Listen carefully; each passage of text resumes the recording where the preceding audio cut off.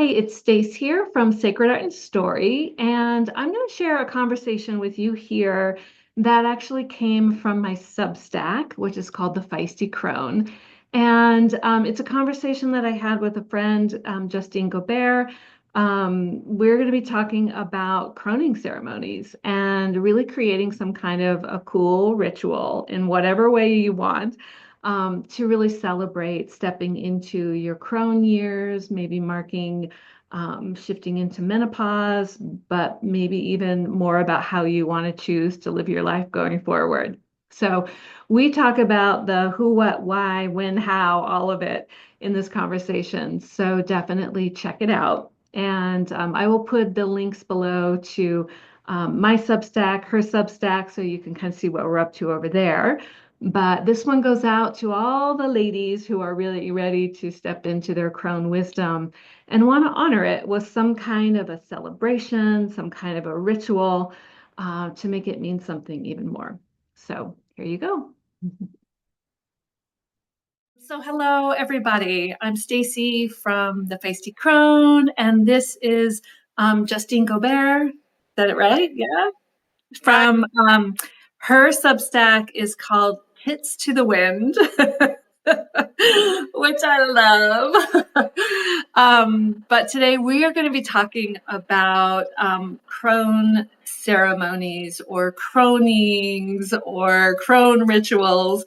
And Justine, I met Justine sort of online. Like she has a group. She's in the UK, so she's one of my crone sisters from across the pond.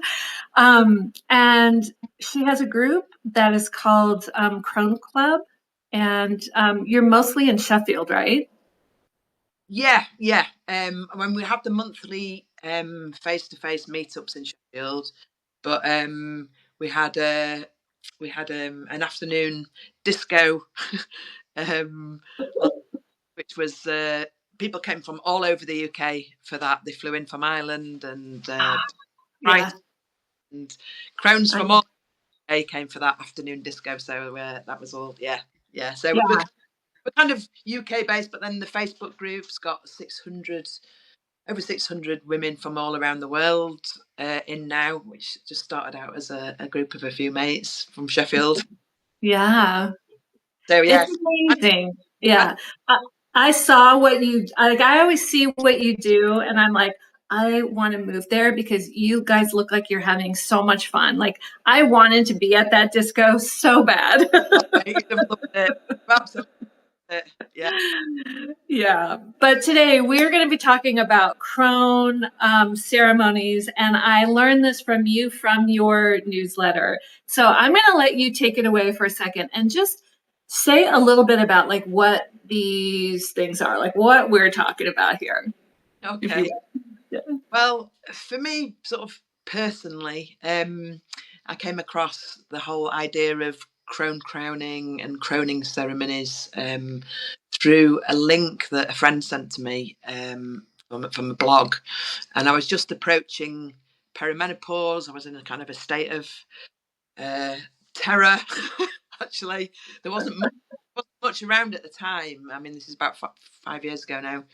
There wasn't much information around about entering that sort of stage, and I'd done that thing that we all do of kind of catching ourselves in the mirror and just going, "Oh shit," and feeling like a genuine fear, And anyway, my friend sent me this blog about crowning, and I noticed that just from reading that blog, I noticed my sort of fear was just dissipating.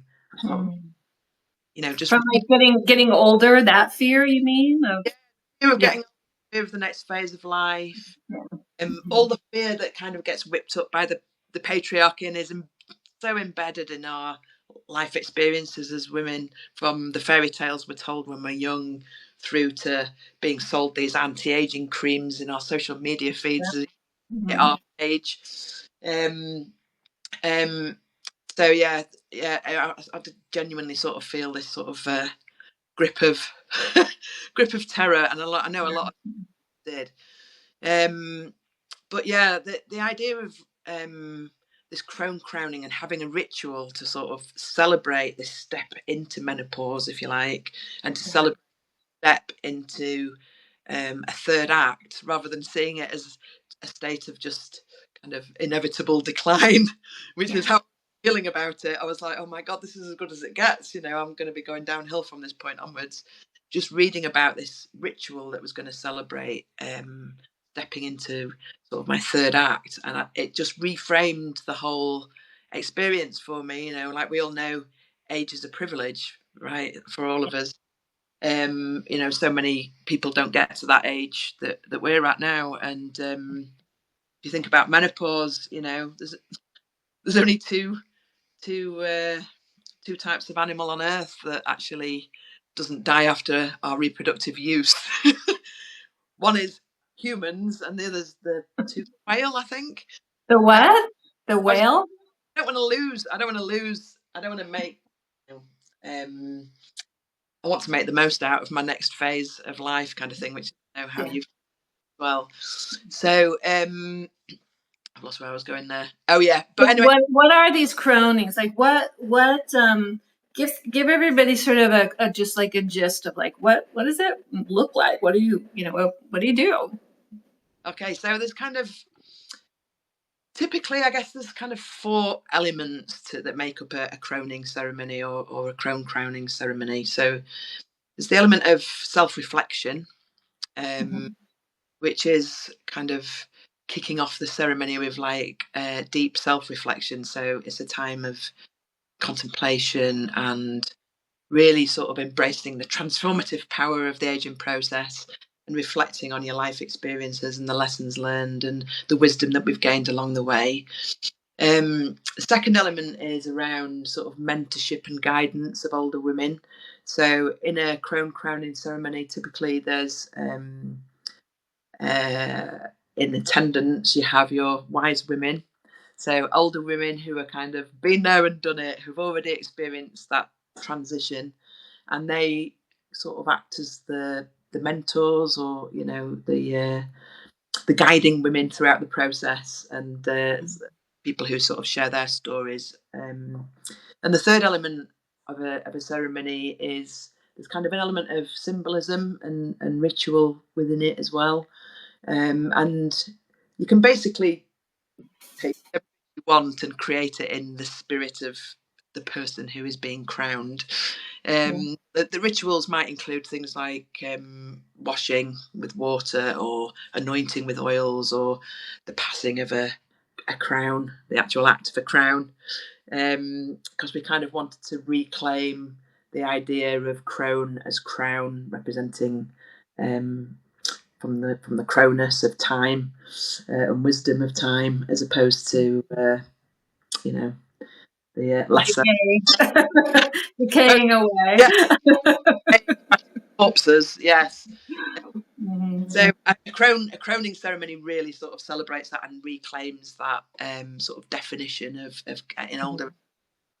And the fourth element of a typical ceremony is this sort of sense of community and celebration, and acknowledging this transition into this next exciting phase of life and honouring her journey. So for mine started with I decided to have one for my 50th birthday. And the day started with the water element was a freezing cold swim in Bala Lake, which is in North Wales. And while the sun was coming up, it was in itself, it was just a very kind of spiritual kind of experience. And then we went for a walk and we collected bits of nature to put in our crowns. And then my friend ran a crown making workshop. She's very good at that kind of stuff. And we made crowns for the ceremony, for the candles for the ceremony. Then we had some activities around self-reflection, where we wrote down the qualities that we wanted to step into our third act. What are the crone qualities that we really want to aspire to in our third act, which made us sort of think about the next phase. and similarly kind of what behaviours we wanted to leave behind, and those behaviours that no longer serve us. So there was sort of that element of reflection, and then those reflections were then burnt on the fire. Of course, there's got to be fire that we had at the end of the night. We also set up a shrine in the main room to recognise the women in our lives who have helped and influenced us and get us to this stage of life. So I asked people to bring photographs or tokens of their, perhaps their mothers, grandmothers, great grandmothers, or we want to give for helping us on in our lives. And I think this is where sort of ritual is really important and can really help, because it sort of helps you zoom out of your own tiny little place in the world, and it with all the women who've come before you and all the women who will come after us, and sort of puts it all into a context, if you like. Yeah. And rituals, I'll just say, because that is like a ritual. That is a day. That is something that's like really planned. And there is something that's really special about that. And we don't always do it. And it can be anything. Like it can be anything that feels really meaningful to you. And it can kind of include anything that can feel really meaningful to you.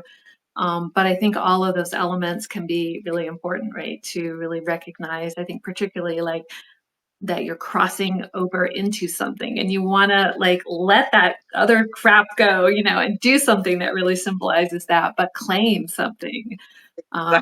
Yeah.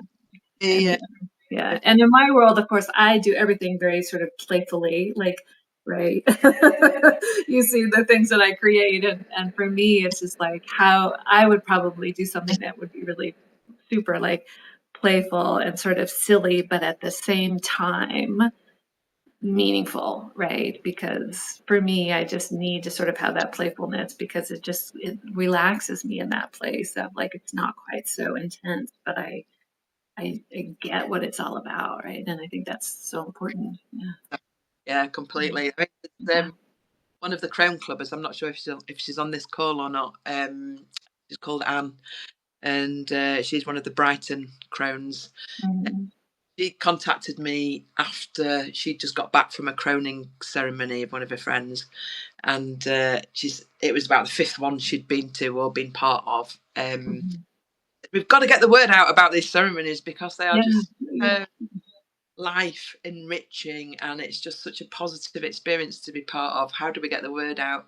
And when you were talking about that sort of transitional, playful ritual part of it, on Anne's, one of the ones that Anne had organised for her friend Andrea was involved that sort of set up a children's play tent that Andrea had to crawl through in her.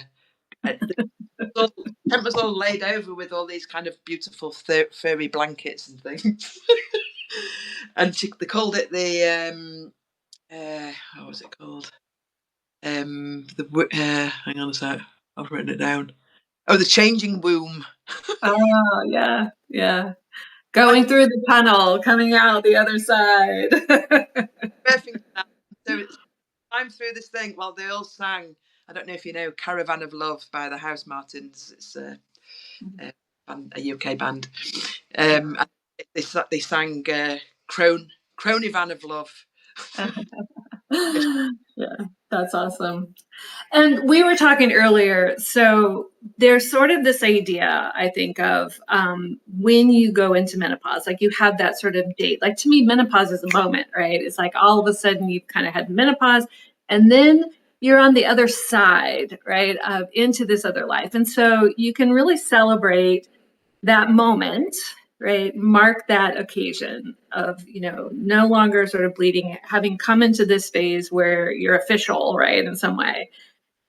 All of my work is really focused on what happens when you're on the other side. Like all of a sudden, it's not like you're like crone wisdom done.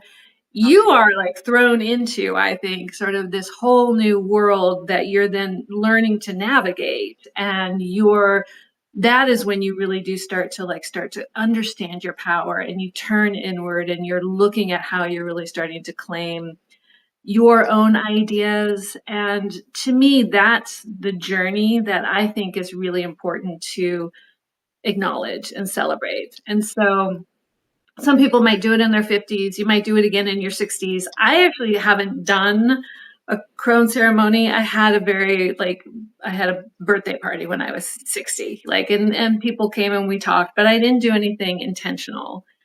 And I'm kind of thinking, well, maybe I'm going to wait till I'm 65, when I'm sort of to a point where I feel like, okay, there's still so much more to learn, but I've kind of reclaimed something. Like I feel like I'm really in this place of finding my voice and showing up in the way that I want to show up. And I want to kind of practice that and then do something with it. So like there's so many different ways to think about it, right? So many things you can do, so many periods of time that you can do it within. Like, absolutely. I mean, the piece that Anne wrote about on Tits to the Wind for us, it's called The Batshit Crazy Joy of Croning Ceremonies. And the thing that she wrote about on there is kind of you can make it what you want. Do you know what I mean? And I don't know if you're familiar with the book called The Art of Gathering by Yes. Mm-hmm. Yes. yeah. And I think a lot of the principles that she brings out in that book about Mm-hmm. having why, a real clear purpose for the event, The intentionality of things. yeah. Mm-hmm. Yeah, and she's got some really interesting principles in there, I think, about that you could apply to creating your own croning ceremony. Yeah. Along the really clear about this, and like you say, you could have at different stages in your life. Mm-hmm. Very different whys in a way, Yeah, you can do more than one. Yeah. Feel less, for me it was to feel less alone, and it was less about a celebration of me and more of a more of just sort of feeling like a bundle of twigs rather than a single one. Yeah.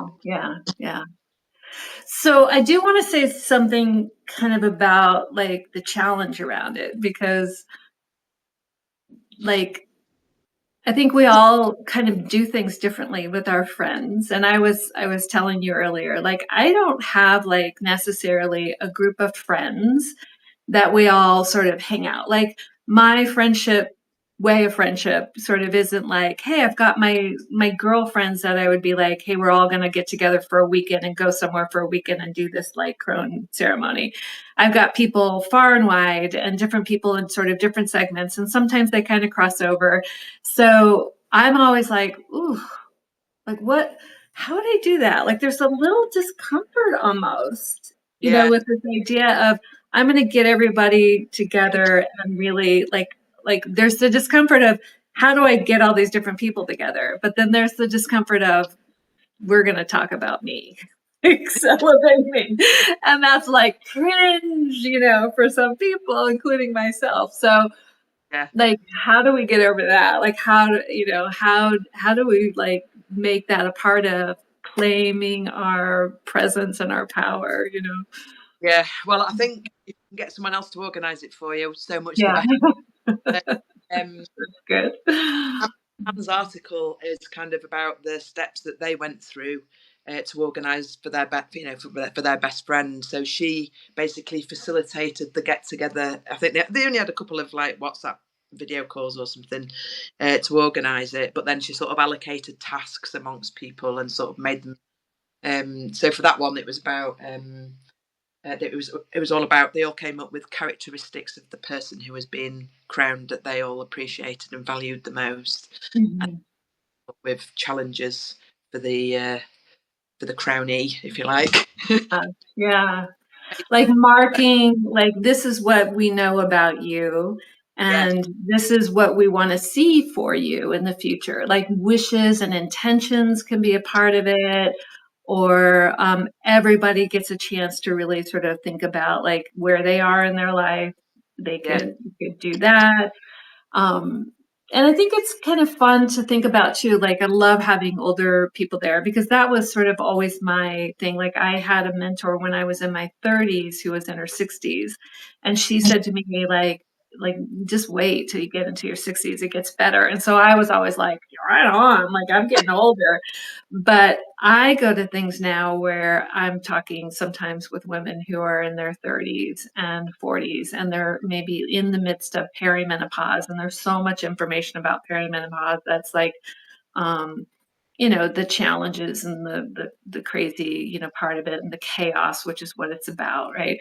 And they don't have that voice of it is going to get better. So I think even having younger people be there who can witness this thing and sort of pass on this idea that this is what you get to step into, like, I that's think that important too. the intergenerational element of it is really powerful. Say that again, you cut in and out. I think the intergenerational element of having a ritual like a croning ceremony is incredibly, and holding that space where younger women can look at older women and think, wow, I can't wait to step into that because it sounds amazing. Yeah, yeah. I get my Botox from, do you know what I mean? I think it's a very useful reframing of that whole journey, really. Yeah. But go back to what you were saying about sort of the choosing of people to attend, if you like, challenges. Again, in the Priya Parker, The Art of Gathering book, I thought it was interesting. She talks about the guest list being your first challenge of any sort of meaningful gathering. And what did she say? She said something about let purpose be your bouncer. She said, Yes, exactly. Yeah. That's a great book. I will post the link when I post this video. I'll put that book in there so people can find it because it's a really good book. Yeah. Yeah. So I think it's you keep the why in mind. So what do you want to achieve? Yeah. Don't invite who's likely to sort of dilute your purpose or. Yeah, you create rules and boundaries with that first invitation too. Like, this is really what we're doing. Yeah. Yeah. That's one of the things, definitely sort of explicit rules rather than like a hidden etiquette, I think. And sort of making it really clear about what's going to happen and what it's for and what you're hoping to get from it and what they're hoping to go away from the ceremony with, and sort of give them a very clear picture of what it feels like to sort of show up for that event. Show up in that space. Yeah. So does anybody have any questions? There's a bunch of people here. If you do, I think I can see you. I just, whoops. I saw, Stacey, on there that Kathy Sutton, I think, on has joined us. I don't know if she's there. I'm able to ask her. I think she did something similar to a crowning ceremony, but it was it's from a different. She does it from a different perspective. I don't know if she's got anything she wants to. Yeah, if you do type it in, I think we can see. I see. Hi, Kathy. But yeah, I just think that, this is something that I think that we should spread far and wide. And again, there's sort of no rules to doing it, but how amazing would it be, if we all figured out a way to really acknowledge that we're stepping into something very powerful, something very intentional. We're letting go of these old ideas and we're claiming something new. And however we want to figure out how to do that, but we make it a very serious, sort of intentional, playful kind of thing. Like, not serious, but intentional, right? Like, we are marking this occasion, like if it was a baby shower or a wedding or like any of those things where we gather to say, hey, this matters, right? So Donna is saying, hi from Croneville Carnival. Now I want to make a comic about a crowning ceremony. Yes, your fun little comics that you draw, and that would be amazing. Yeah. So, well, any other parting thoughts? Anything else that you want to say about this? I feel like maybe we should wrap it up.